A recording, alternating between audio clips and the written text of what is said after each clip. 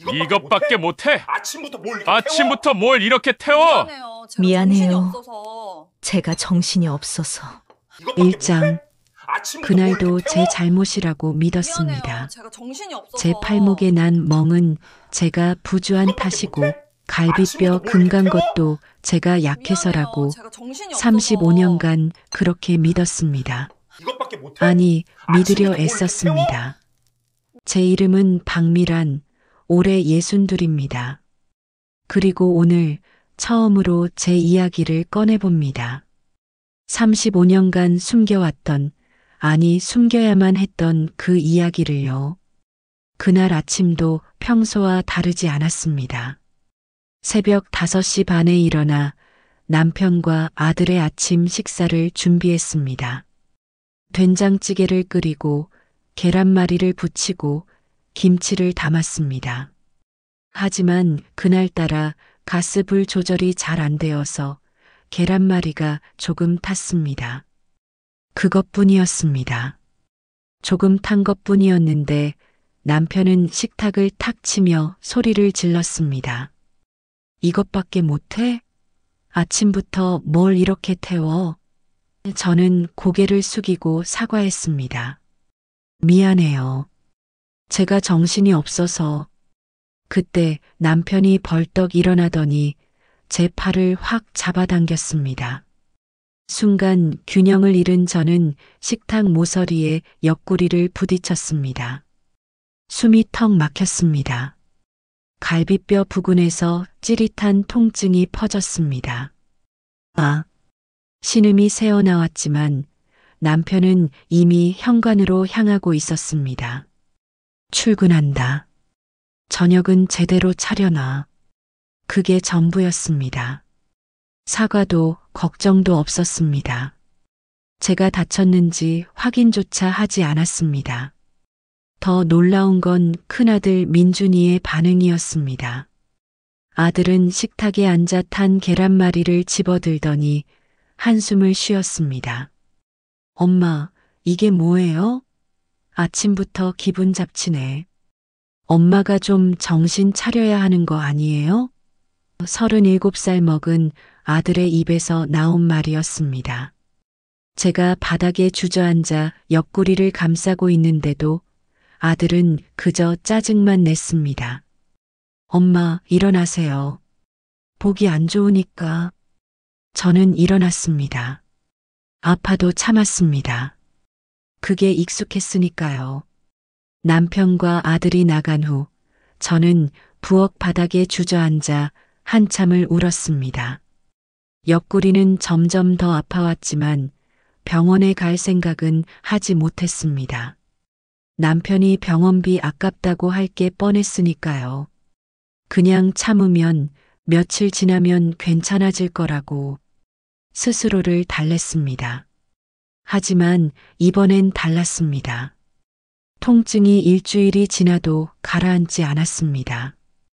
결국 몰래 동네 정형외과에 갔습니다. 엑스레이를 찍었더니 의사가 심각한 표정을 지었습니다.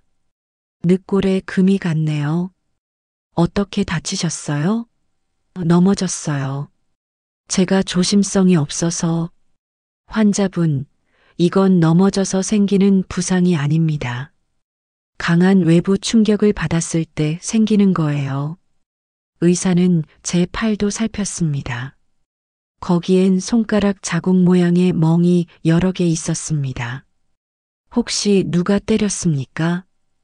저는 화들짝 놀라 고개를 저었습니다. 아니에요, 아니에요. 제가 그냥 가정폭력 상담센터 연락처 드릴까요? 도움을 받으실 수? 괜찮습니다. 정말 아무 일도 없어요. 저는 거의 소리를 지르듯 말하고는 처방전만 받아들고 병원을 뛰쳐나왔습니다. 집으로 돌아오는 길에 눈물이 났습니다. 의사가 알아봤다는 게, 제 비밀이 들킬 뻔했다는 게 너무 무서웠습니다. 집안의 수치를 밖으로 드러낼 수는 없었습니다. 그렇게 또 참았습니다. 그리고 일주일 후 명절이 다가왔습니다. 딸 수진이가 대전에서 올라온다고 했습니다. 저는 긴장했습니다. 수진이는 워낙 눈치가 빠른 아이라 제 상처를 보면 바로 알아챌 게 분명했으니까요. 명절 전날 옷장을 뒤져 긴팔 티셔츠를 꺼냈습니다. 10월인데도 긴팔을 입어야 팔의 멍을 가릴 수 있었습니다. 거울을 보니 얼굴도 많이 상해 있었습니다. 파운데이션을 두껍게 발라 멍을 가렸습니다. 그날 밤도 남편은 술을 마셨습니다. 소주 2병을 비우고는 저를 불렀습니다. 야, 이리 와봐. 저는 떨리는 다리로 다가갔습니다. 남편의 술 취한 얼굴을 보면 오늘 밤도 맞을지 안 맞을지 알 수 있었습니다. 그날은 맞는 날이었습니다. 내일 수진이 온다고 괜한 음식 많이 만들지 마. 돈 낭비야. 네, 알겠어요. 대답은 잘하네. 근데 왜 맨날 말은 안 듣고 제멋대로야? 그리고 남편의 손이 날아왔습니다. 뺨을 때리는 소리가 방 안에 울렸습니다. 저는 비틀거렸고 벽에 머리를 부딪혔습니다.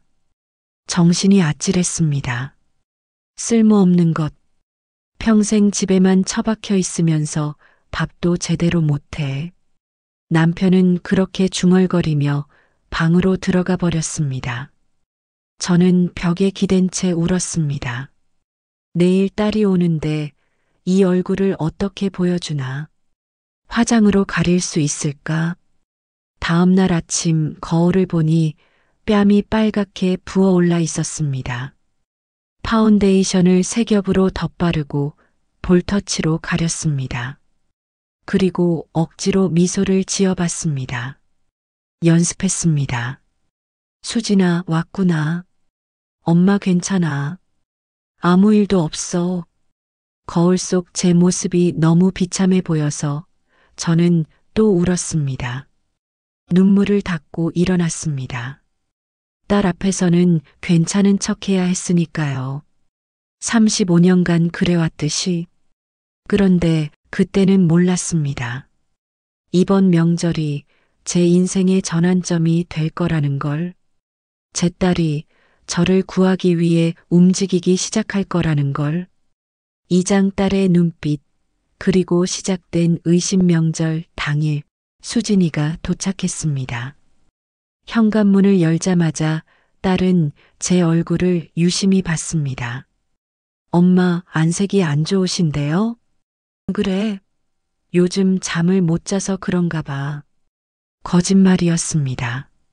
잠을 못 자는 건 맞지만 이유는 불면증이 아니라 두려움 때문이었습니다. 밤마다 남편이 또 화를 낼까봐, 또 맞을까봐 잠을 이루지 못했습니다. 수진이는 집 안으로 들어오며 주변을 둘러봤습니다. 거실벽에 난 구멍, 깨진 액자 자국, 금강 거울. 딸의 눈빛이 점점 굳어지는 게 보였습니다. 엄마, 저기 벽은 왜 저래요? 아, 그거. 오빠가 문 열다가 손잡이가 부딪혀서. 엄마, 저건 주먹으로 친 자국이잖아요. 저는 당황해서 화제를 돌렸습니다. 그것보다 배고프지? 엄마가 내가 좋아하는 잡채 해놨어. 어서 와서 먹어. 식사를 준비하는데 수진이가 제 뒤를 따라왔습니다. 제가 냄비를 들어 올리려는 순간 긴팔 소매가 살짝 거쳤습니다. 그 짧은 순간을 수진이가 놓치지 않았습니다. 엄마, 팔에 그거 뭐예요? 딸이 제 팔을 잡았습니다. 저는 화들짝 놀라 소매를 내렸습니다. 아무것도 아니야. 괜찮아. 멍이잖아요. 이거 되게 큰 멍인데? 문에 부딪혀서 그래. 엄마가 요새 정신이 없어서 자꾸 부딪히네. 수진이는 제 눈을 똑바로 쳐다봤습니다. 딸의 눈에서 의심과 걱정이 동시에 보였습니다. 엄마, 진짜 부딪힌 거예요? 그럼 뭐겠니? 엄마가 거짓말할 이유가 있겠어? 저는 웃으려 애썼습니다. 하지만 웃음이 나오지 않았습니다. 그냥 입만 벌어지는 이상한 표정이 되었습니다. 수진이는 더 묻지 않았습니다. 하지만 계속 저를 관찰했습니다.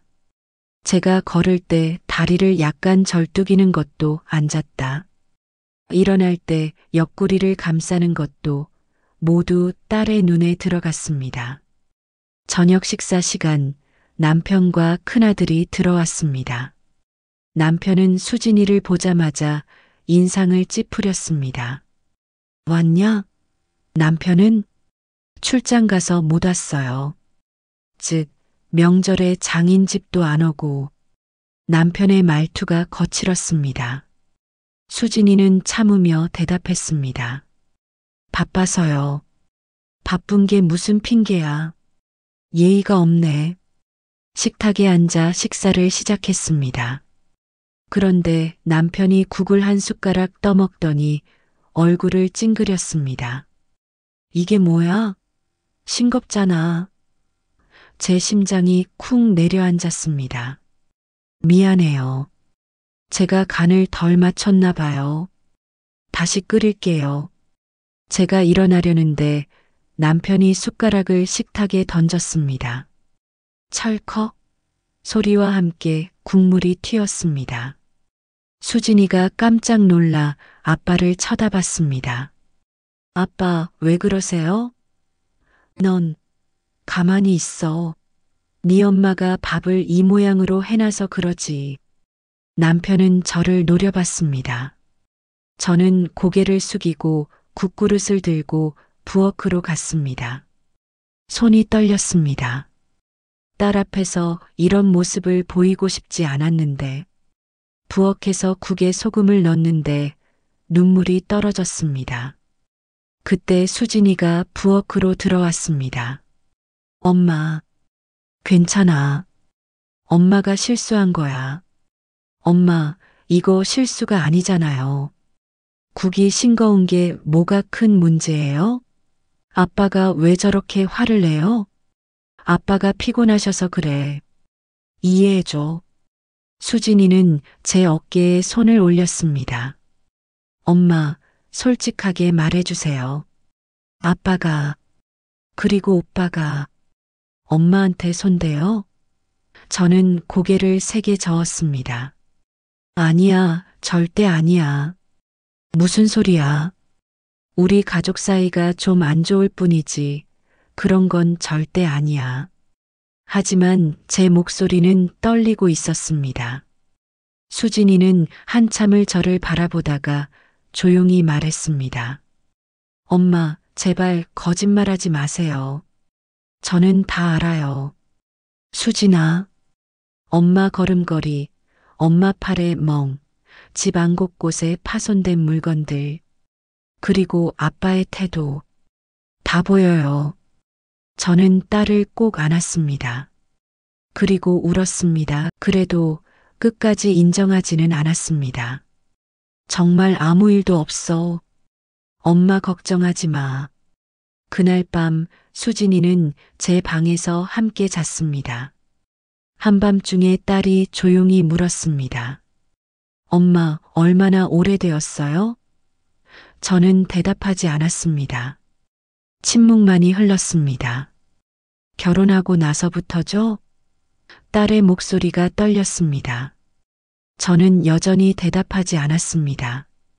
대답하는 순간 35년간 숨겨온 비밀이 무너질 것 같았습니다. 수진이가 제 손을 꼭 잡았습니다. 엄마, 제가 도와드릴게요. 엄마를 꼭 구해드릴게요. 수진아, 아무것도 하지 마. 제발. 이건 우리 집안일이야.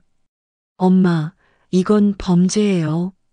가정폭력은 범죄라고요. 저는 딸의 입을 막았습니다. 쉿, 작은 소리로 해. 아빠 깰라. 그 순간 수진이의 눈에서 눈물이 흘렀습니다.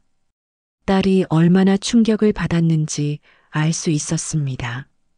다음 날 아침 수진이는 집을 나서기 전에 집 안 곳곳을 사진으로 찍었습니다. 벽에 구멍, 깨진 액자, 금강 거울. 저는 딸이 뭔가 하려는 걸 느꼈지만 막지 못했습니다. 현관 앞에서 수진이가 말했습니다. 엄마, 저 다음 주에 또 올게요. 왜?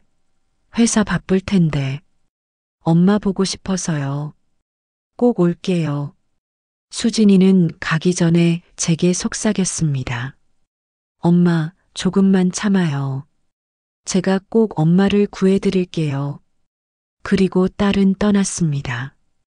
저는 불안했습니다. 딸이 뭔가 하려는 게 느껴졌으니까요. 하지만 동시에 작은 희망도 생겼습니다. 혹시 정말로 이 지옥에서 벗어날 수 있을까? 35년 만에 처음으로 그런 생각을 했습니다. 3장 딸의 결심, 그리고 계획. 수진이는 대전으로 돌아가자마자 바로 움직였습니다. 이건 나중에 딸에게서 들은 이야기입니다. 차를 몰고 가는 내내 수진이는 울었다고 합니다. 엄마가 35년간 그렇게 당하고 있었다는 게, 자신은 전혀 몰랐다는 게 너무 괴로웠다고.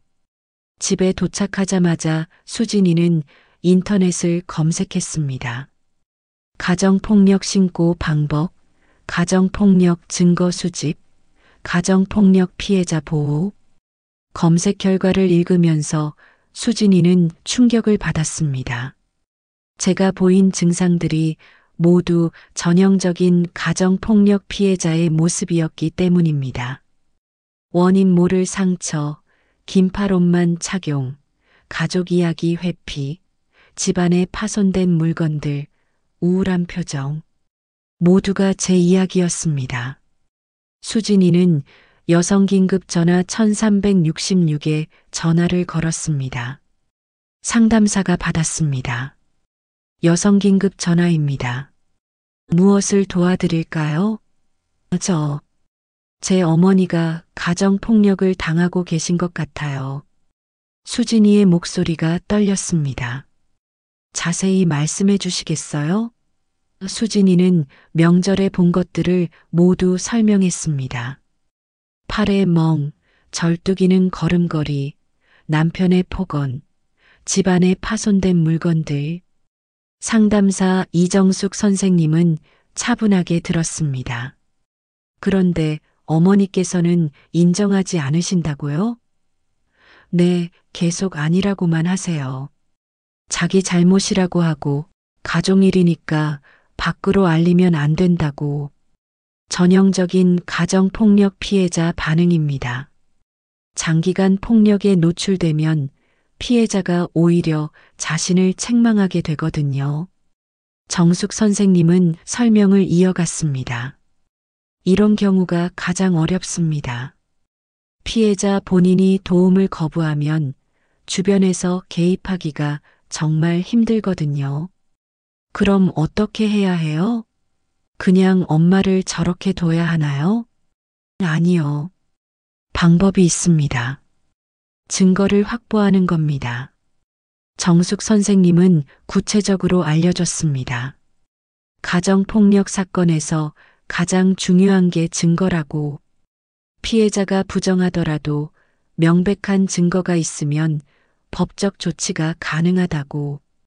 필요한 증거는 크게 3가지입니다. 첫째, 폭력 현장을 포착한 영상이나 녹음. 둘째, 병원 진료 기록. 셋째, 주변인의 증언. 영상이요? 그걸 어떻게? CCTV를 설치하세요. 몰래요. 집 안 곳곳에. 그게 불법 아닌가요? 본인 집에 설치하는 건 불법이 아닙니다. 특히 가정폭력이 의심되는 상황에서는 오히려 필요한 조치예요. 법원에서도 중요한 증거로 인정됩니다. 수진이는 메모했습니다.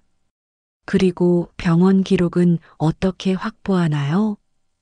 어머니께서 폭력으로 다쳐서 병원에 가신 적이 있을 겁니다. 그 기록들을 모으세요. 의사소견서도 함께요. 그리고 이웃분들께도 물어보세요. 집에서 이상한 소리 들은 적 있는지, 어머니의 상처를 본 적 있는지. 정숙 선생님은 덧붙였습니다. 하지만 조심하세요.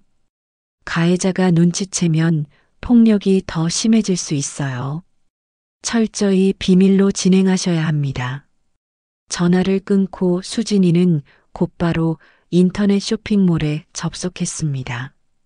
소형 CCTV를 검색했습니다. 와이파이로 연결되어 핸드폰으로 실시간 확인이 가능한 제품, 크기는 동전만 한 것, 여러 제품을 비교한 끝에 세 대를 주문했습니다. 배송은 빠른 배송으로 선택했습니다. 이틀 후면 도착한다고 했습니다. 그동안 수진이는 남편에게도 상황을 설명했습니다. 여보, 우리 엄마가 가정폭력을 당하고 계신 것 같아. 남편은 놀랐습니다. 뭐, 장인어른이? 응, 그리고 오빠도. 수진이는 명절에 본 것들을 남편에게 말했습니다. 남편도 충격을 받았습니다. 그럼 빨리 신고해야지. 엄마가 인정을 안 하셔. 계속 아니라고만 하고. 그래도 경찰에. 지금 신고하면 증거가 없어서 소용없고 아빠가 부인하시면 끝이래. 그래서 증거를 먼저 모으려고. 남편도 동의했습니다. 내가 도울 일이 있으면 말해. 이틀 후 CCTV가 도착했습니다. 수진이는 사용 설명서를 꼼꼼히 읽었습니다. 설치 방법, 와이파이 연결 방법, 녹화 방법 모두 숙지했습니다. 그리고 엄마에게 전화를 걸었습니다. 그리고 엄마 옷 좀 샀어요. 안 그래도 되는데 회사 괜찮아? 네, 괜찮아요. 토요일 저녁에 갈게요. 전화를 끊고 수진이는 가방을 쌌습니다. 옷 몇 벌과 함께 CCTV 세대를 조심스럽게 넣었습니다. 그리고 혼자 중얼거렸습니다. 엄마, 조금만 참아요. 제가 꼭 구해드릴게요. 토요일 저녁 수진이는 다시 서울로 향했습니다. 차 안에서 계속 그 생각만 했다고 합니다. CCTV를 어디에 설치할지, 어떻게 들키지 않고 설치할지. 딸이 집에 도착했을 때 저는 저녁 식사를 준비하고 있었습니다. 엄마, 저 왔어요. 어머, 수진아. 어서 와. 수진이는 큰 가방을 들고 들어왔습니다. 엄마, 옷 샀어요. 여기 있어요. 가방에서 옷 몇 벌을 꺼내 보여줬습니다. 저는 고마워하며 옷을 받았습니다. 그 사이 수진이는 거실을 살폈습니다. CCTV를 설치할 위치를 정하는 거였습니다. 첫 번째는 벽시계, 거실 전체가 보이는 위치였습니다. 두 번째는 TV 옆 화분, 식탁 쪽이 잘 보였습니다. 세 번째는 복도 선반 위 장식품, 제 방으로 가는 길목이 찍혔습니다. 엄마, 화장실 좀 다녀올게요. 그래, 갔다 와. 수진이는 화장실에 간 척하고 빠르게 움직였습니다. 먼저 벽시계를 내려 뒤를 열었습니다. 동전만 한 CCTV를 시계 안쪽에 붙였습니다. 렌즈만 작은 구멍으로 내다보게. 겉에서는 전혀 보이지 않았습니다. 다시 벽에 걸었습니다. 두 번째 화분을 살짝 옮겨 CCTV를 흙 사이에 숨겼습니다. 렌즈만 잎사귀 사이로 나오게. 세 번째, 복도 선반 위 장식품 뒤에 CCTV를 붙였습니다. 모두 5분도 안 걸렸습니다. 수진이는 핸드폰으로 확인했습니다. 세 대 모두 와이파이에 잘 연결되었고 화면도 선명하게 나왔습니다. 녹화 버튼을 눌렀습니다. 이제부터 모든 게 기록될 것입니다. 수진이는 다시 거실로 나왔습니다. 뭐 먹을 거 있어요? 응, 엄마가 김치찌개 끓여놨어. 그날 저녁 수진이는 평소처럼 행동했습니다. 아무 일도 없었던 것처럼. 하지만 속으로는 계속 생각했습니다. 이제 증거를 모을 수 있다고. 엄마를 구할 수 있다고. 다음 날 아침 수진이는 대전으로 돌아갔습니다. 차 안에서 핸드폰으로 CCTV를 확인했습니다. 화면에 제가 보였습니다. 거실을 청소하고 있는 제 모습이. 수진이는 눈물을 닦으며 다짐했습니다. 엄마, 조금만 기다려요. 제가 꼭 증거를 모아서 엄마를 구해드릴게요. 그렇게 긴 싸움이 시작되었습니다. 수진이가 CCTV를 설치하고 떠난 그날 저녁부터 모든 게 기록되기 시작했습니다. 저는 그 사실을 전혀 몰랐습니다. 평소처럼 저녁 식사를 준비하고 남편과 아들을 기다렸습니다. 저녁 7시 남편이 들어왔습니다. 회사 동료들과 저녁을 먹고 왔나 봅니다. 다녀왔어요. 응. 남편은 소파에 털썩 앉았습니다. 그리고 리모컨을 집어 TV를 켰습니다. 저는 부엌에서 저녁상을 차렸습니다. 하지만 그날따라 손이 떨렸습니다. 남편의 기분이 좋지 않아 보였기 때문입니다.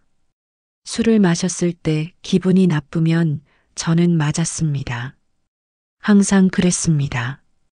저녁 드세요. 제가 조심스럽게 말했습니다. 남편은 식탁에 앉았습니다. 숟가락을 들어 국을 한 입 떴습니다. 그리고 얼굴을 찡그렸습니다. 맛이 왜 이래? 짜. 저는 당황했습니다. 다시는 무슨, 이미 다 끓였잖아. 남편이 소리를 질렀습니다. 그리고 숟가락을 식탁에 내던졌습니다. 철컥 소리와 함께 국물이 튀었습니다. 죄송해요. 제가 잘못했어요. 맨날 죄송하다고만 하고 똑바로 하라고.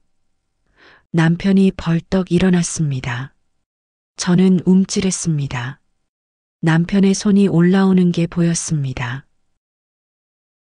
찰싹 뺨을 맞는 소리가 울렸습니다. 저는 옆으로 비틀거렸습니다. 식탁 모서리에 허리를 부딪혔습니다. 신음이 나왔지만 저는 참았습니다. 소리 내면 더 맞을 수 있었으니까요. 남편은 그대로 거실로 가서 소파에 앉았습니다. 치워. 먹기 싫어. 네. 저는 떨리는 손으로 식탁을 치웠습니다. 이 모든 장면이 CCTV에 고스란히 녹화되고 있었습니다. 수진이는 대전 집에서 실시간으로 보고 있었습니다. 핸드폰 화면 속에서 아빠가 엄마를 때리는 장면이 선명하게 보였습니다. 수진이는 소리를 지르고 싶었지만 참았습니다. 지금 당장 달려가고 싶었지만 참았습니다. 증거를 모아야 했으니까요. 완벽한 증거를. 다음 날도 폭력이 있었습니다. 큰아들 민준이가 저에게 돈을 달라고 했습니다. 엄마, 돈 좀 주세요. 급한데 써야 해요. 민준아, 지난주에도 줬잖아. 정말 없어. 그 돈은 병원비로 써야 해. 아들이 제 어깨를 밀었습니다. 저는 뒤로 휘청거렸습니다. 벽에 등을 부딪혔습니다. 에이, 짜증나. 맨날 없다고만 하고. 아들은 방으로 들어가 버렸습니다. 저는 벽에 기댄 채 한참을 서 있었습니다. 그리고 천천히 주저앉아 울었습니다. 소리 없이. 이 장면도 CCTV에 찍혔습니다. 수진이는 저장했습니다. 클라우드에 백업했습니다. 절대 잃어버려선 안 되는 증거였습니다. 사흘째 되는 날 밤이었습니다. 남편이 또 술을 마시고 왔습니다. 이번엔 완전히 취한 상태였습니다. 비틀거리며 집에 들어와 소파에 쓰러졌습니다. 저는 조심스럽게 다가가 물을 건넸습니다. 물 드세요. 남편이 물컵을 받아 마셨습니다. 그리고 갑자기 제 팔을 잡았습니다. 너는, 네, 평생 날 괴롭히는구나. 무슨 말씀을. 회사에서도 스트레스, 집에서도 스트레스. 다 내 탓이야. 남편이 제 팔을 비틀었습니다. 저는 비명을 참았습니다. 아파요. 놔주세요. 아프긴. 이게 아픈 거야? 남편은 저를 바닥에 밀쳐냈습니다. 저는 엎어졌습니다. 무릎을 바닥에 세게 부딪혔습니다. 제발은 무슨, 넌 맨날 잘못만 해. 남편이 제 머리채를 잡았습니다. 저는 울었습니다. 아팠지만 더 아픈 건 마음이었습니다. 35년간 언제까지 이렇게 살아야 하나. CCTV는 모든 걸 기록했습니다. 수진이는 영상을 보며 울었습니다. 핸드폰을 바닥에 내던지고 싶었지만 참았습니다. 끝까지 봐야 했습니다. 나흘째, 닷새째, 엿새째. 폭력은 계속되었습니다. 어떤 날은 남편이, 어떤 날은 아들이, 어떤 날은 둘 다. 저는 매일 맞았습니다. 이유는 사소했습니다. 밥이 마음에 안 든다. 집이 지저분하다. 빨래가 제대로 안 됐다. 핑계였습니다. 그냥 화풀이가 필요했던 겁니다. 그리고 저는 그들의 샌드백이었습니다. 일주일째 되는 날 가장 심한 폭력이 있었습니다. 남편이 술에 취해 들어와서는 제 방까지 따라왔습니다. 야, 이리 와봐. 왜요? 이리 오라니까. 남편이 제 팔을 잡아 끌었습니다. 거실로 끌려갔습니다. 너 요즘 이상해. 뭔가 숨기는 거 있지? 아무것도 없어요. 거짓말하지 마. 수진이 왔다 간 후로 내 태도가 달라졌어.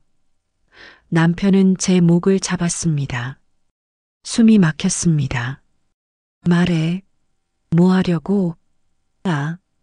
아무것도 안 했어요. 2년이. 남편은 저를 바닥에 내동댕이 쳤습니다. 제 머리가 바닥에 부딪혔습니다. 정신이 아찔했습니다. 죽여도 아무도 모른다. 너는 내 거야. 알겠어? 저는 바닥에 엎드려 울었습니다. 제발 그만하라고, 제발 살려달라고 속으로 외쳤습니다. 하지만 소리는 나오지 않았습니다. CCTV는 이 끔찍한 장면도 모두 담았습니다. 수진이는 화면을 보며 경찰에 당장 신고하고 싶었습니다. 하지만 정숙 선생님의 말을 떠올렸습니다. 최소 2주는 녹화하세요. 패턴을 보여줘야 해요. 한두 번이 아니라 지속적인 폭력이었다는 걸. 수진이는 참았습니다. 2주를 채워야 했습니다. 2주가 지났습니다. 수진이가 모은 영상은 총 97개 파일이었습니다. 그중 폭력이 담긴 영상은 31개. 14일 중 13일간 폭력이 있었습니다. 크고 작은 폭행이 총 30일에 욕설과 협박은 셀 수도 없이 많았습니다. 수진이는 모든 영상을 USB에 저장했습니다.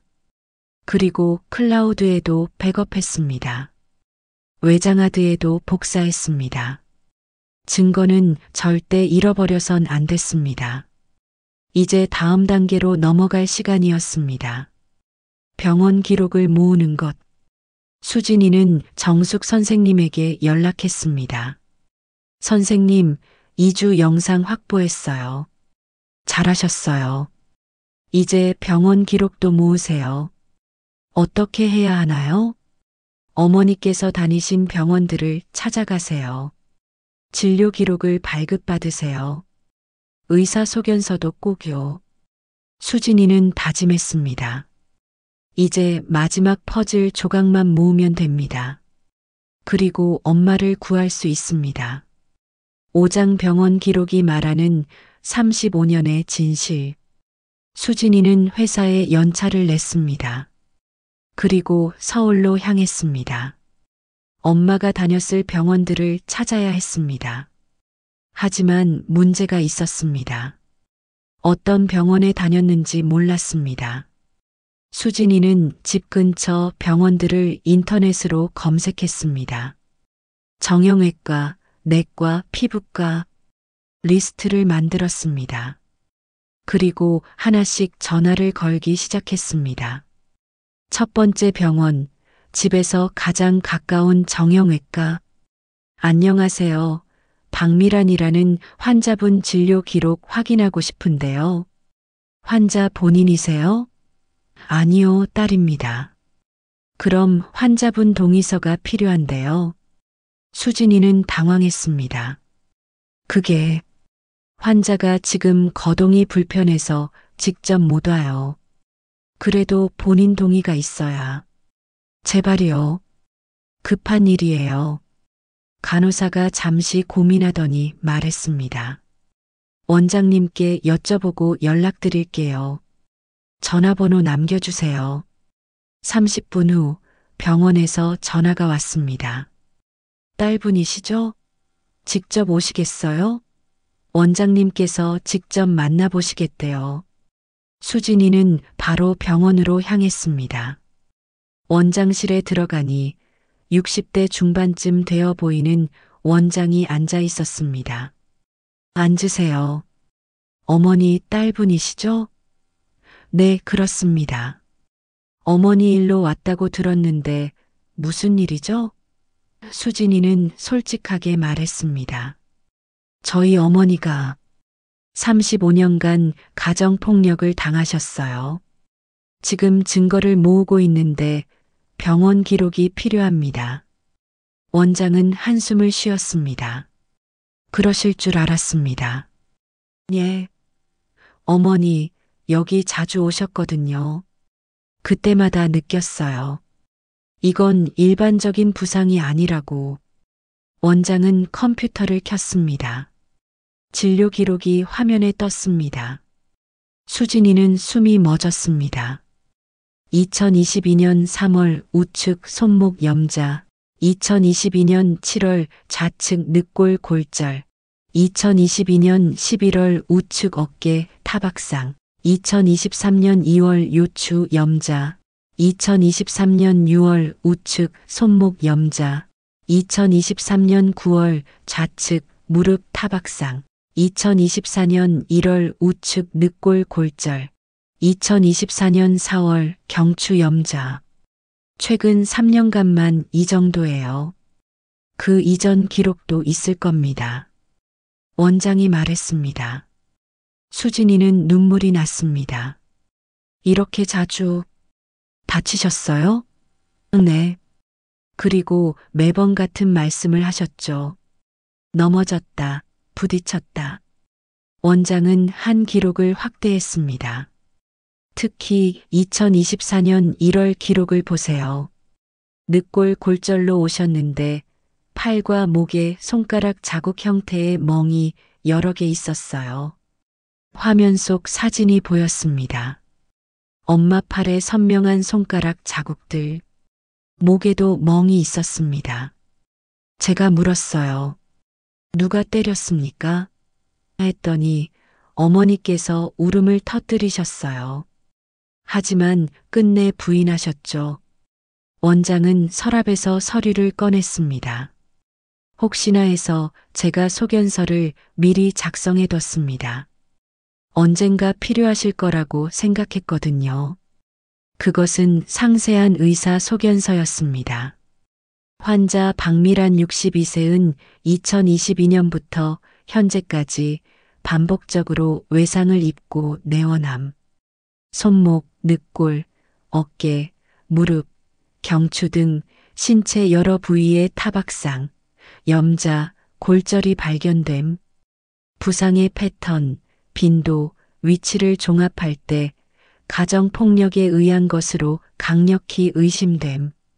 특히 2024년 1월 내원 시 팔과 목의 손가락 자국은 타인에 의한 폭행의 명백한 증거로 판단됨. 수진이는 소견서를 받아들고 울었습니다. 감사합니다, 원장님. 정말 감사합니다. 어머니를 꼭 구해드리세요. 수진이는 진료 기록과 소견서를 모두 발급받았습니다. 다음은 내과였습니다. 집 근처 내과에 가니 거기서도 엄마의 기록이 나왔습니다. 불면증, 우울증, 불안장애, 공황 발작, 정신과 약 처방 기록도 있었습니다. 환자분이 심리적으로 매우 불안정하셨어요. 수면제와 항우울제를 지속적으로 처방했는데도 나아지지 않으셨죠. 담당 의사가 말했습니다. 한 번은 진료 중에 갑자기 호흡곤란 증세를 보이셨어요. 공황 발작이었죠. 집에 가기 싫다고 계속 우시더라고요. 그래서 조심스럽게 물었어요. 혹시 집에서 힘든 일이 있으세요? 했더니 의사는 고개를 저었습니다. 울기만 하시고 대답은 안 하시더라고요. 수진이는 이 기록도 발급받았습니다. 세 번째는 피부과였습니다. 2023년 8월 좌측 볼 타박상으로 인한 색소 침착 레이저 치료 기록이 있네요. 얼굴에 멍이 있었어요? 네, 상당히 큰 멍이었어요. 2주 이상 된 오래된 멍이었고요. 환자분이 빨리 없애고 싶다고 하셔서 레이저 시술을 했습니다. 네 번째는 치과였습니다. 2023년 5월 앞니 파절로 응급 내원하셨네요. 앞니가 부러졌어요? 네, 완전히 부러졌어요. 강한 충격을 받았을 때 생기는 손상이죠.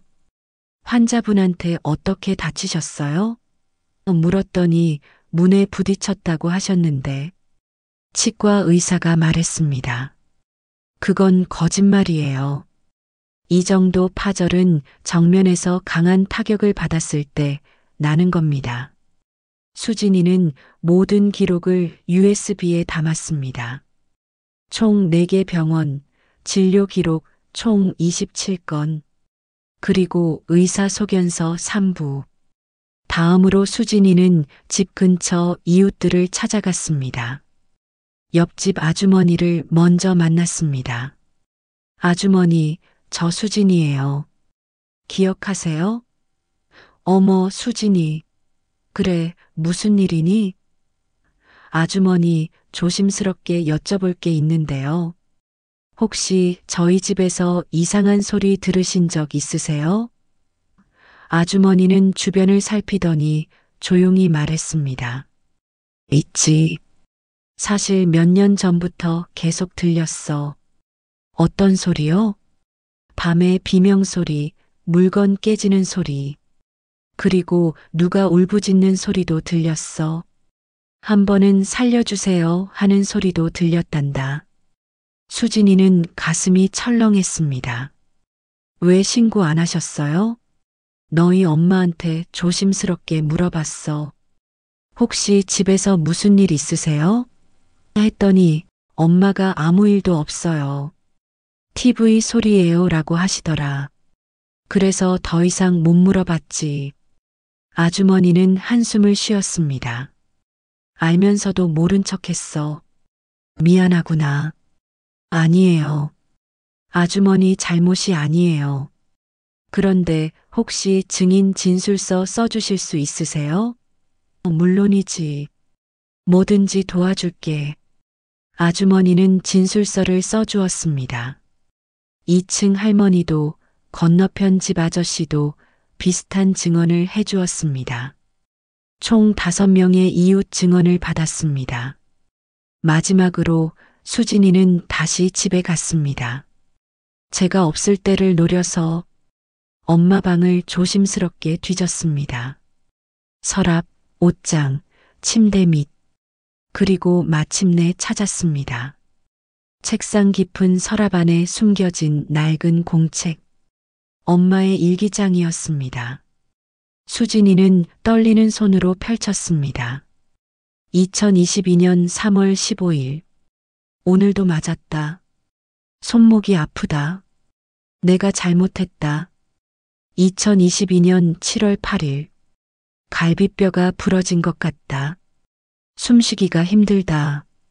병원 가면 또 혼날 것 같아서 참는다. 죽고 싶다. 2023년 2월 20일. 민준이도 이제 나를 밀친다. 내 아들이 내가 뭘 잘못 키운 걸까? 2023년 5월 3일. 앞니가 부러졌다. 아빠가 주먹으로 때렸다. 치과 가니까 의사가 이상하게 쳐다본다. 거짓말했다. 부딪혔다고. 2023년 9월 3일. 오늘은 정말 죽는 줄 알았다. 목을 조르셨다. 숨을 못 쉬었다. 제발 누가 좀 날 구해줬으면. 2024년 10월 1일. 수진이가 눈치챈 것 같다. 어떡하지? 창피해서 죽고 싶다. 하지만 동시에 조금 희망이 생긴다. 혹시 이 지옥에서 나갈 수 있을까? 수진이는 일기장을 가슴에 안고 울었습니다. 핸드폰으로 모든 페이지를 사진 찍었습니다. 그리고 조심스럽게 원래 자리에 돌려놨습니다. 이제 모든 증거가 모였습니다. CCTV 영상 31개, 병원 진료 기록 27건, 의사 소견서 3부, 이웃 증언 5건, 그리고 엄마의 일기장. 수진이는 정숙 선생님에게 연락했습니다. 선생님, 모든 증거 확보했어요. 정말 잘하셨어요. 이제 경찰에 신고할 준비가 됐네요. 언제 하면 될까요? 지금 당장 하세요. 시간이 지날수록 위험해질 수 있어요. 수진이는 결심했습니다. 내일 바로 경찰서에 가기로. 육장 신고, 그리고 무너지는 가면. 2024년 11월 14일 목요일 오후 2시.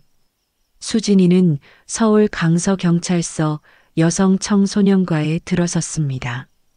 손에는 증거가 가득 든 서류 가방이 들려 있었습니다. 가정폭력 신고하러 왔습니다. 접수대 경찰관이 수진이를 형사에게 안내했습니다. 여성청소년과 이연주 형사가 수진이를 맞았습니다. 앉으세요. 무슨 일로 오셨나요? 제 어머니가 35년간 남편과 아들에게 폭행당했습니다. 증거를 가지고 왔습니다. 수진이는 가방을 열었습니다. USB, 병원 기록 뭉치, 의사 소견서, 이웃 증언서, 일기장 사본. 형사는 자료를 보더니 놀란 표정을 지었습니다. 이렇게 체계적으로 준비해 오신 분은 처음이네요. 시간이 없어요. 지금 이 순간에도 엄마는 폭행당하고 있을지 몰라요. 형사는 즉시 USB를 컴퓨터에 연결했습니다. 첫 번째 영상을 재생했습니다. 화면 속에서 아빠가 엄마 머리채를 잡고 바닥에 내동댕이 치는 장면이 나왔습니다. 형사의 얼굴이 굳었습니다. 두 번째 영상, 오빠가 엄마 어깨를 밀쳐 벽에 부딪히게 하는 장면. 형사가 입술을 깨물었습니다. 세 번째 영상. 아빠가 엄마 목을 조르는 장면. 형사가 영상을 멈췄습니다. 이건 살인미수입니다. 바로 출동하겠습니다. 형사는 즉시 동료 형사들을 불렀습니다. 그리고 상황을 보고했습니다. 가정폭력 현행범 체포건입니다. 영상 증거 명백합니다. 출동 준비하세요. 30분 후 경찰차 세대가 저희 집 앞에 섰습니다. 수진이도 함께 갔습니다. 상담사 정숙 선생님도 동행했습니다. 그때 저는 집에서 설거지를 하고 있었습니다. 남편과 아들은 거실에서 TV를 보고 있었습니다. 초인종이 울렸습니다. 저는 손을 닦고 문을 열었습니다. 경찰이 서 있었습니다. 그리고 그 뒤에 수진이가 보였습니다. 저는 얼어붙었습니다. 수진아, 이게 무슨... 엄마, 괜찮아요. 제가 왔어요. 수진이가 저를 꼭 안았습니다. 경찰이 왜? 엄마, 이제 괜찮아요. 더 이상 안 맞아도 돼요. 경찰이 집 안으로 들어갔습니다. 거실에서 놀라 일어나는 남편과 아들. 뭐야, 이게 무슨 일이야? 남편이 소리쳤습니다. 이연주 형사가 경찰 배지를 보여주며 말했습니다. 박철수 씨, 박민준 씨, 가정폭력처벌법 위반 및 상해죄 혐의로 체포합니다. 묵비권을 행사할 수 있으며. 뭐? 가정폭력? 우리가? 아들이 발끈했습니다. 누가 그런 헛소리를 해? 우리 집안 일인데. 증거가 있습니다. 2주간의 CCTV 영상, 병원 기록, 증인 진술 모두 확보되어 있습니다. 남편과 아들의 얼굴이 창백해졌습니다. CCTV? 우리 집에 CCTV가 어디 있어? 형사가 거실을 둘러봤습니다. 저기 벽시계, 저기 화분, 그리고 복도 선반. 총 3군데입니다. 남편은 벽시계를 쳐다봤습니다. 믿을 수 없다는 표정이었습니다. 이건 불법 촬영 아니야? 본인 딸이 모친 보호 목적으로 본인 집에 설치한 겁니다. 합법입니다. 그리고 영상 내용을 보면 명백한 범죄 증거입니다. 저는 그 자리에 주저앉았습니다. 다리에 힘이 풀렸습니다. 엄마. 수진이가 저를 부축했습니다. 정숙 선생님도 다가왔습니다. 어머님, 지금부터 보호시설로 가실 겁니다. 거기서 안전하게 지내실 수 있어요.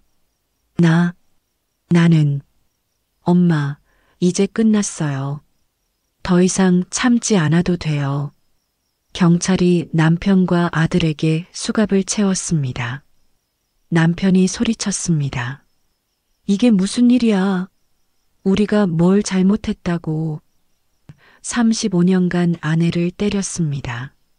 그리고 아들도 어머니를 폭행했습니다. 증거가 명백합니다. 가족끼리 좀 싸운 게 죄야? 이건 우리 집안일이라고. 형사가 단호하게 말했습니다. 가정폭력은 집안일이 아닙니다. 명백한 범죄입니다. 동행하시죠. 남편과 아들은 경찰차에 태워졌습니다. 끝까지 억울하다고 소리쳤습니다. 하지만 증거는 명백했습니다. 저는 수진이와 정숙 선생님과 함께 보호시설로 갔습니다. 차 안에서 저는 계속 울었습니다. 수진아, 미안해. 엄마가 너한테 짐이 돼서. 엄마, 무슨 소리예요? 엄마는 짐이 아니에요. 엄마는 피해자예요. 하지만 이제 세상 사람들이 다 알게 됐어. 우리 집이 이런 집이라는 걸 알아야 해요, 엄마. 그래야 다른 분들도 용기를 낼 수 있어요. 보호시설에 도착했습니다. 깨끗하고 안전한 곳이었습니다. 상담사가 저를 안내했습니다. 어머님, 여기서 편히 쉬세요. 아무도 들어올 수 없는 안전한 곳입니다. 그날 밤 저는 35년 만에 처음으로 폭력 없는 밤을 보냈습니다. 누가 문을 박차고 들어올까봐 무서워하지 않아도 되는 밤. 누가 술 취해서 때릴까봐 떨지 않아도 되는 밤. 하지만 잠은 오지 않았습니다. 너무 많은 생각이 머릿속을 스쳤습니다. 이제 어떻게 되는 걸까? 남편과 아들은 어떻게 될까? 그리고 다음 날 수진이가 보호시설로 찾아왔습니다. 엄마, 어젯밤에 잘 주무셨어요? 잠을 못 잤어. 너무 많은 생각이 나서. 엄마, 이제 시작이에요. 재판 준비를 해야 해요. 재판? 네, 아빠랑 오빠를 처벌하려면 재판을 해야 해요. 엄마가 증인으로 나가셔야 하고요. 저는 두려웠습니다. 법정에 서서 35년간의 이야기를 해야 한다는 게 나 할 수 있을까? 할 수 있어요, 엄마. 제가 옆에 있을게요. 수진이는 제 손을 꼭 잡았습니다. 그리고 말했습니다. 엄마, 이제 진짜 싸움이 시작돼요. 하지만 우리는 이길 거예요. 증거가 있으니까요. 7장 법정에 선 진실, 그리고 정의의 심판. 3일 후 검찰 조사가 시작되었습니다. 저는 수진이와 함께 검찰청에 갔습니다. 떨렸습니다. 35년간 숨겨온 이야기를 낯선 사람들 앞에서 해야 한다는 게 검사실에 들어가니 40대 여성 검사가 저를 맞았습니다. 피해자 박미란 씨 맞으시죠? 네. 편하게 앉으세요. 천천히 말씀하시면 됩니다. 검사는 따뜻한 미소를 지었습니다. 저는 조금 안심이 되었습니다. 처음부터 말씀해 주시겠어요? 언제부터 폭력이 시작되었나요? 저는 떨리는 목소리로 말하기 시작했습니다. 결혼한 지 6개월 후부터였습니다. 35년 전이군요. 네. 처음엔 술 마시고 한두 번 그러는 거라고 생각했어요. 그런데 목이 메었습니다. 검사가 물 한 잔을 건넸습니다. 천천히 하세요. 그런데 점점 자주, 점점 심해졌어요. 이유도 점점 사소해졌고요. 밥이 마음에 안 든다. 집이 지저분하다. 제가 말대꾸했다. 검사는 메모를 했습니다. 아드님도 폭력을 행사했다고 했는데 언제부터였나요? 민준이는 25살 때부터요. 아버지를 보고 배운 거죠. 저를 때려도 된다고.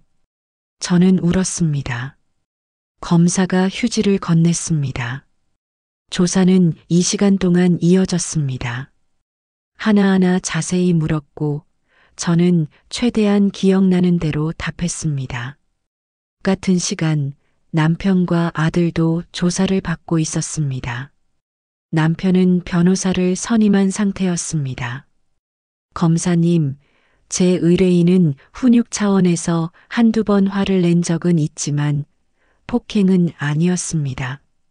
변호사가 말했습니다.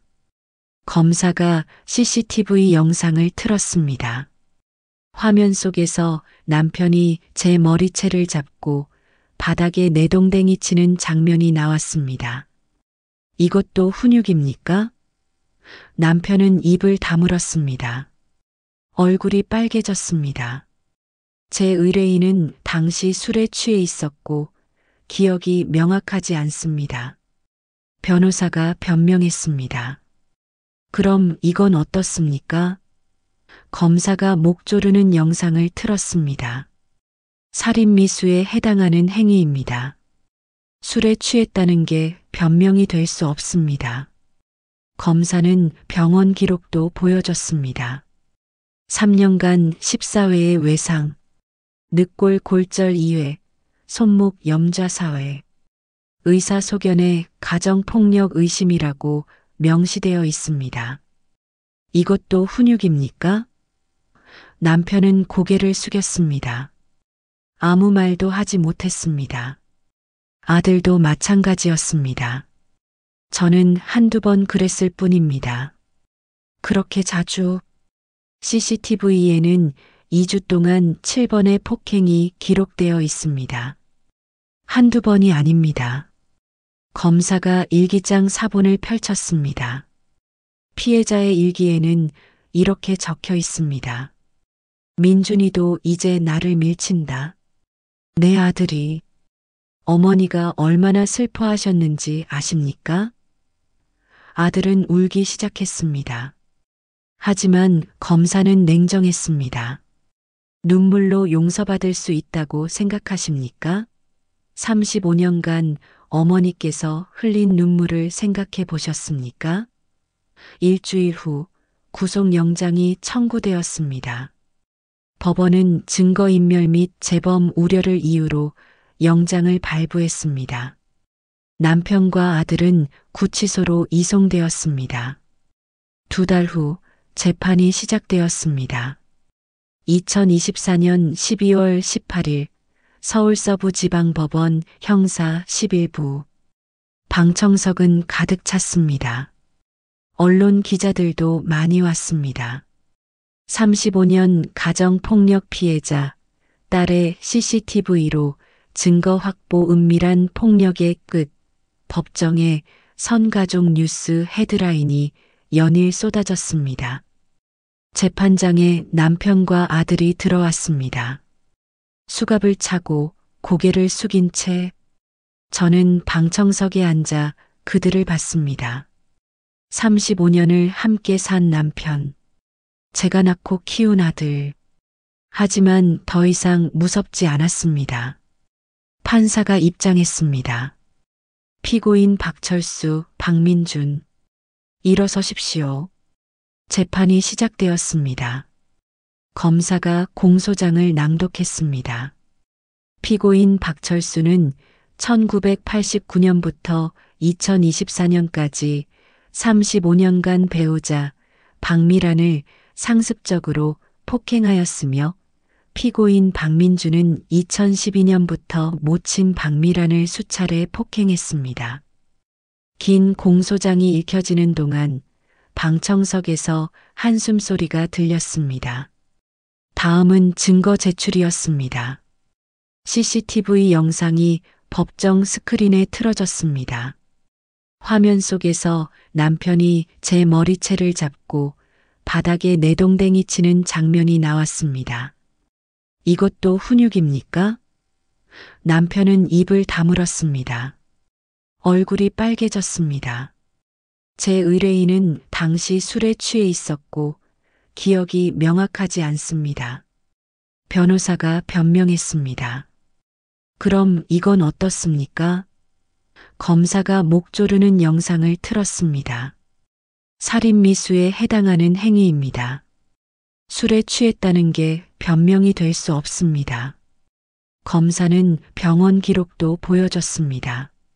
3년간 14회의 외상, 늑골 골절 2회, 손목 염좌 4회, 의사 소견에 가정폭력 의심이라고 명시되어 있습니다.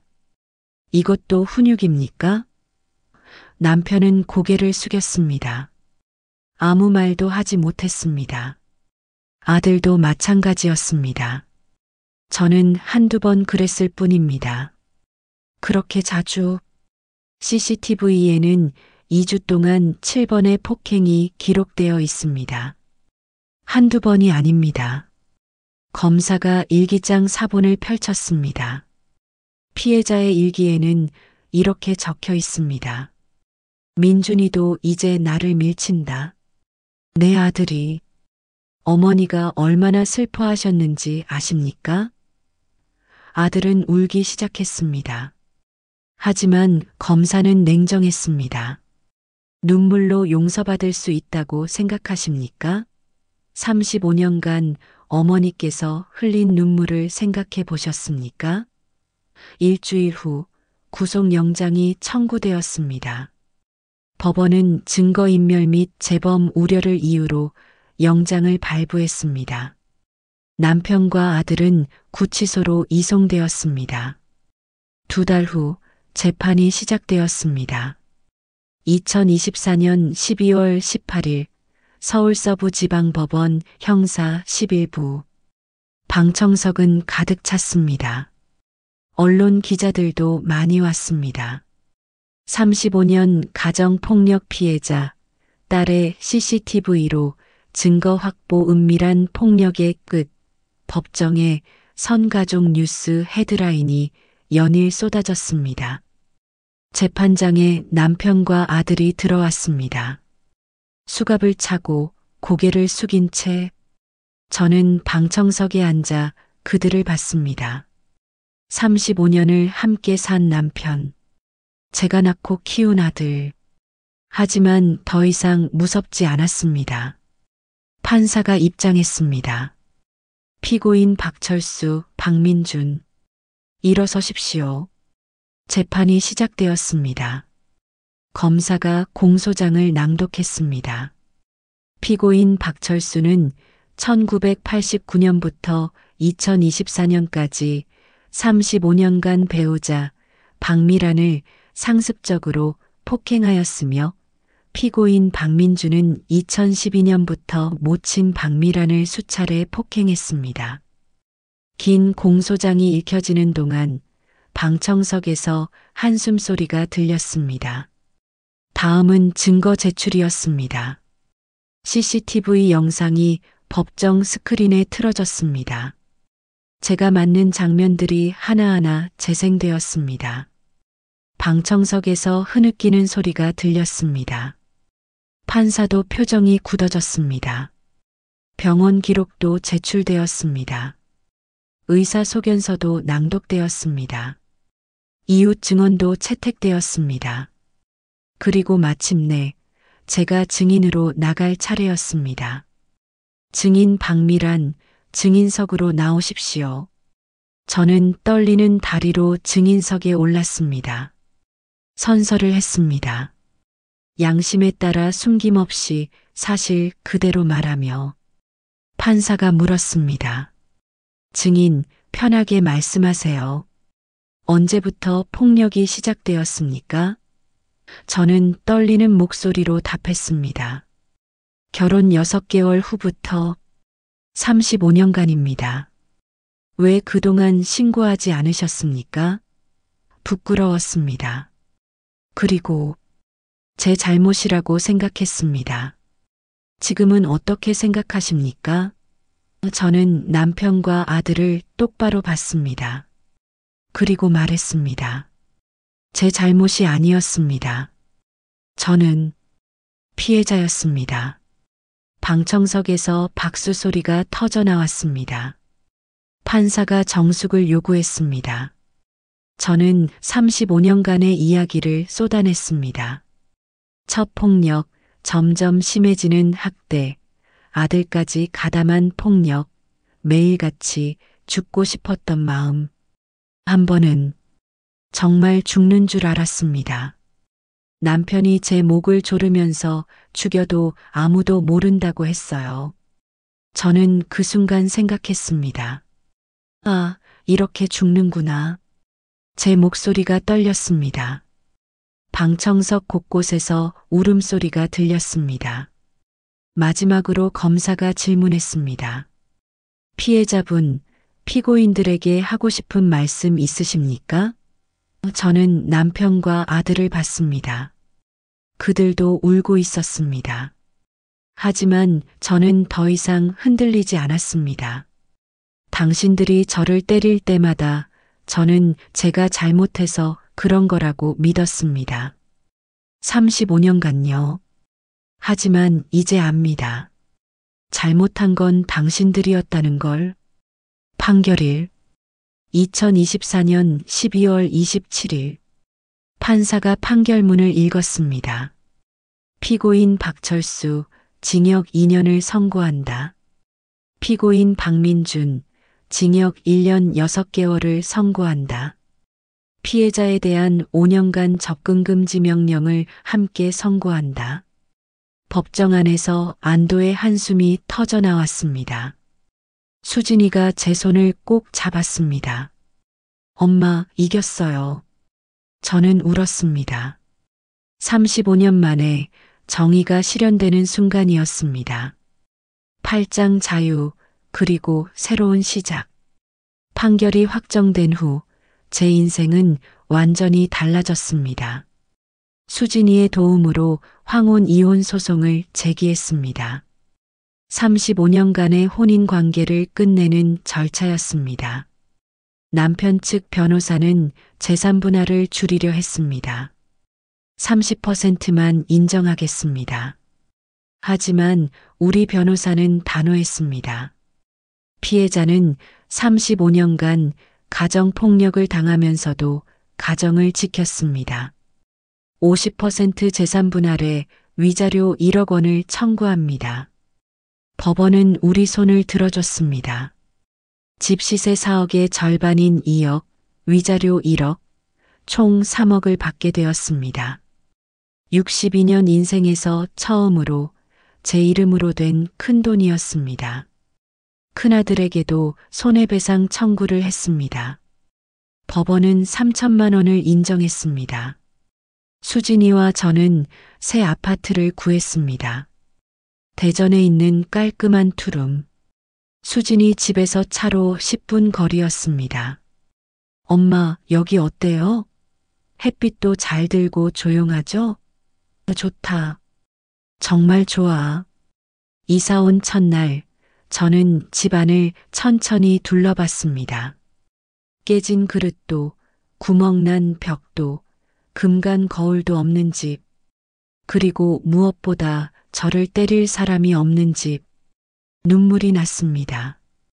기쁨의 눈물이었습니다. 다음 날 수진이와 함께 은행에 갔습니다.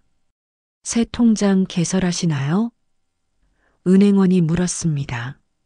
네, 제 이름으로 처음 만드는 통장이에요. 성함이 어떻게 되세요? 박미란입니다. 제 이름을 말하는데 목소리가 떨렸습니다. 62년을 살았지만 제 이름으로 된 통장은 처음이었습니다. 결혼 전에는 아버지가, 결혼 후에는 남편이 관리했습니다. 저는 항상 누구 아내, 누구 엄마였지 박미란이었던 적이 없었습니다. 통장이 나왔습니다. 표지에 박미란 이름이 선명했습니다. 엄마, 축하해요. 수진이가 제 손을 꼭 잡았습니다. 저는 통장을 가슴에 안고 울었습니다. 새 아파트에서의 첫 아침. 저는 혼자 일어나서 혼자 아침을 먹었습니다. 누가 소리 지를까봐 조심할 필요도, 음식이 마음에 안 들면 맞을까봐 떨 필요도 없었습니다. 그냥 제가 먹고 싶은 걸 만들어서 제가 먹고 싶은 시간에 먹었습니다. 이렇게 평범한 게 이렇게 행복한 거였습니다. 몇 달 후 저는 여성인권센터에서 자원봉사를 시작했습니다. 저처럼 가정폭력에 시달리는 여성들을 돕는 일이었습니다. 상담 전화를 받을 때마다 과거의 제 모습이 보였습니다. 남편이 저를 때려요. 근데 제가 잘못해서 그런 것 같아요. 아니에요. 절대 당신 잘못이 아니에요. 저도 35년간 그렇게 믿었지만 아니었어요. 제가 해주고 싶었던 말을 이제 다른 사람에게 해줄 수 있었습니다. 어느 날 60대 여성이 센터를 찾아왔습니다. 얼굴에 멍이 가득했습니다. 도와주세요. 저도 이제 못 참겠어요. 저는 그분을 안아주었습니다. 괜찮아요. 도와드릴게요. 저도 35년을 참았어요. 하지만 이제는 자유해요. 당신도 그렇게 될 수 있어요. 그분은 울었고 저도 함께 울었습니다. 1년 후 제 이야기가 다큐멘터리로 만들어졌습니다. 35년의 침묵을 깬 여성이라는 제목이었습니다. 방송 후 저에게 연락이 쏟아졌습니다. 용기를 얻었어요. 저도 신고할 거예요. 엄마를 구하고 싶어요. 어떻게 해야 하나요? 저는 제 경험을 나눴습니다. 증거를 모으세요. CCTV를 설치하세요. 병원에 가세요. 그리고 기록하세요. 2년이 지났습니다. 남편은 출소했지만 접근 금지 명령 때문에 저를 만날 수 없었습니다. 가끔 문자가 왔습니다. 미안하다. 용서해달라. 하지만 저는 답장하지 않았습니다. 35년간 수없이 들었던 미안하다는 이제 아무 의미가 없었습니다. 수진이는 제 영원한 자랑이자 구원자입니다. 엄마, 행복하세요? 응, 정말 행복해. 난생 처음으로. 올해 저는 65이 되었습니다. 남은 인생이 얼마나 될지 모르지만 이제부터는 제가 원하는 대로 살 겁니다. 아무도 저를 때리지 않는 곳에서, 아무도 저에게 소리 지르지 않는 곳에서, 오직 저를 위해서 여러분께 꼭 말씀드리고 싶습니다. 가정폭력은 절대 피해자의 잘못이 아닙니다.